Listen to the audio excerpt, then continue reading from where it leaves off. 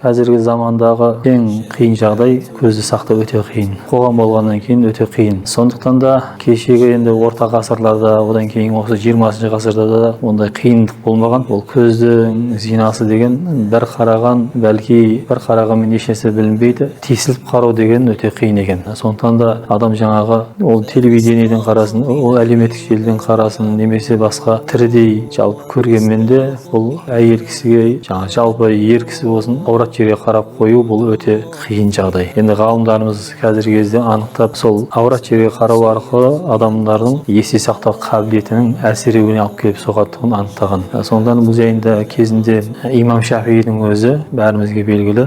Бір қараған кезде кітапты, бір қараған кезде бір бетін оқып алатындай, сонда қабілет өте жоғары болған екен. Күндердің күнде сол жаттау қабілеті әлсіреп қалады. Өзін ойланып қараса, ұстазына шағымданып барған кезінде ұстазы ескерткен екен: сен қандай күнә жасап қойдың, бір жерге қарап қойдың деп. Сонда байқаусызда жаңағы бір әйел кісінің кішкентай бір жаңағы балтырына көзі түсіп кеткендігі және есіне түсіп, Алладан кешірім сұрап истиғфар айтқан екен. Сондықтан да осы сияқты жағдаймен адамның есте сақтау қабілеті төмендеуіне алып келіп соғады екен.